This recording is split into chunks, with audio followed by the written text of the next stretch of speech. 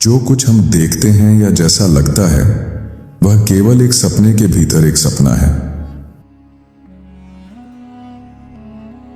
जो लोग दिन में सपने देखते हैं वे उन बहुत सी बातों को जानते हैं जो केवल रात में सपने देखने वालों से छूट जाती हैं। मैं पागल हो गया, भयानक समझदारी के लंबे अंतरालों के साथ। शब्दों में मन को प्रभावित करने की शक्ति नहीं होती जब तक उनकी वास्तविकता का अद्भुत भय न हो। कभी दुख न सहना कभी धन्य न होने के समान है। किसी भी प्रकार की सुंदरता अपने सर्वोच्च रूप में संवेदनशील आत्मा की आंखों में आंसू ला देती है। कुछ अनुपातों में अजीबपन के बिना कोई अद्भुत सुंदरता नहीं होती। विज्ञान ने अभी तक हमें यह नहीं सिखाया कि पागलपन बुद्धि की महानता है या नहीं। जो तुम देखते हो उसका केवल आधा विश्वास करो और जो सुनते हो उसका कुछ भी नहीं। जीवन और मृत्यु को बांटने वाली सीमाएं सबसे अधिक धुंधली और स्पष्ट होती हैं। काश मैं बिल्ली की तरह रहस्यमय लिख पाता। प्रेम के वर्षों को 1 मिनट की नफरत में भुला दिया गया।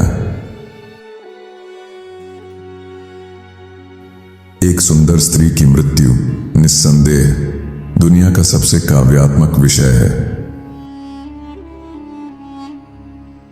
और जो कुछ मैंने प्रेम किया मैंने अकेले प्रेम किया। नींद, मृत्यु के छोटे छोटे टुकड़े, मैं उनसे घृणा करता हूं। कुछ अजीबपन के बिना कोई सुंदरता नहीं होती। अनुभव ने दिखाया है और सच्चा दर्शन हमेशा दिखाएगा कि सत्य का बड़ा हिस्सा दिखने में अप्रासंगिक चीजों से उत्पन्न होता है। सच्ची प्रतिभा अधूरेपन से कांप उठती है। मैं अपने ही दिमाग के अंदर बहुत अधिक रहा और अंत में अपना मानसिक संतुलन खो बैठा। उस अंधकार में गहराई से झांकते हुए मैं लंबे समय तक खड़ा रहा, आश्चर्य, भय और संदेह में। यह किसी भी तरह से एक अविवेकपूर्ण कल्पना नहीं है कि भविष्य के अस्तित्व में हम अपने वर्तमान अस्तित्व को केवल एक सपना मानेंगे। लोगों ने मुझे पागल कहा है, लेकिन यह प्रश्न अभी तक तय नहीं हुआ है। अदृश्य चीजें ही एकमात्र वास्तविकताएं हैं। मैं वास्तव में कभी पागल नहीं था, सिवाय उन क्षणों के जब मेरा हृदय छू लिया गया। यदि तुम किसी चीज को तुरंत भूलना चाहते हो तो यह नोट कर लो कि उसे याद रखना है। भीड़ की नाक उसकी कल्पना होती है, इसी के द्वारा उसे किसी भी समय चुपचाप चलाया जा सकता है। आत्मा को ऊंचा उठाने के लिए कविता आवश्यक है।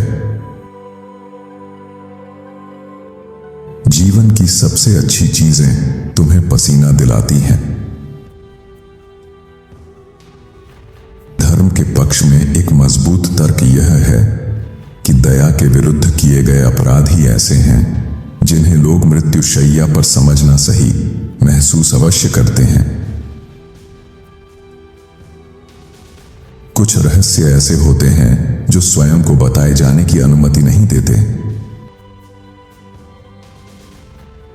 सामान्य रूप से सत्य का स्वभाव और कुछ धातुओं का भी यह है कि वे सबसे अधिक समृद्ध तब होते हैं जब वे सबसे अधिक सतही दिखते हैं। ईश्वर, अनंतता या आत्मा का विचार असंभव अवधारणा को संभव रूप में समझने का प्रयास है। रहस्य सभी कलाकृतियों का सार है। सबसे डरावने राक्षस वे होते हैं जो हमारी आत्मा के भीतर छिपे होते हैं। मुझे मूर्खों पर बहुत विश्वास है। मेरे मित्र इसे आत्मविश्वास कहते हैं। मेरी पलकों पर कांपते आंसू दुहक के नहीं, बल्कि अवर्णनीय आनंद के हैं। घंटियों वाली बर्फ गाड़ियों को सुनो, चांदी की घंटियां। वायलिन चीख उठे और गिटार करा उठे। मैं भविष्य की घटनाओं से नहीं, बल्कि उनके परिणामों से डरता हूं।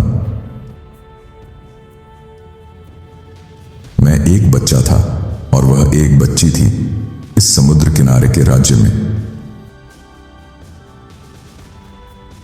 भगवान का धन्यवाद, संकट, खतरा अब समाप्त हो चुका है। हमने ऐसे प्रेम किया जो प्रेम से भी बढ़कर था।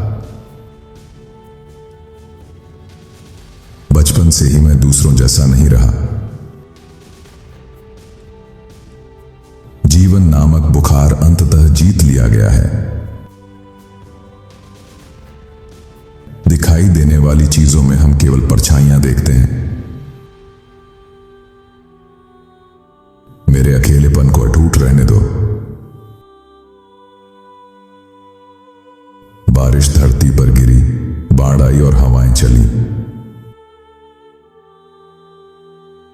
मैं वहां प्रेम नहीं कर सकता था जहां मृत्यु अपनी उपस्थिति सुंदरता के साथ मिला रही थी। आत्मा धीरे धीरे और शांतिपूर्वक अनंत बुद्धि के समुद्र में समा जाती है। सपने हमारे चरित्र की कसौटी होते हैं। जो अंधेरा तुम्हें डराता है, वही तुम्हें खुद से मिलवाता है। हर सुंदर चीज के पीछे एक अनकहा दर्द छिपा होता है। जितना गहराई से तुम सोचते हो, उतना ही दुनिया तुम्हें गलत समझती है। डर से भागोगे तो वह पीछा करेगा, उसका सामना करोगे तो वह खत्म होगा।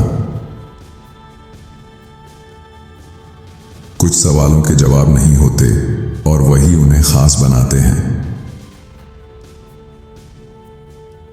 दिल की सच्ची आवाज अक्सर तर्क से ज्यादा सटीक होती है। हर इंसान के भीतर एक अनदेखा संघर्ष चल रहा होता है। जो चीज तुम्हें सबसे ज्यादा डराती है, वही तुम्हें सबसे ज्यादा बदल सकती है। सच्ची कला वही है जो तुम्हारे अंदर की खामोशी को भी बोलने पर मजबूर कर दे। आपको इनके विचारों में से कौन सा विचार सबसे अच्छा लगा, हमें कमेंट में जरूर बताएं। साथ ही वीडियो को लाइक करें और चैनल को सब्सक्राइब भी कर लीजिए। धन्यवाद आपका।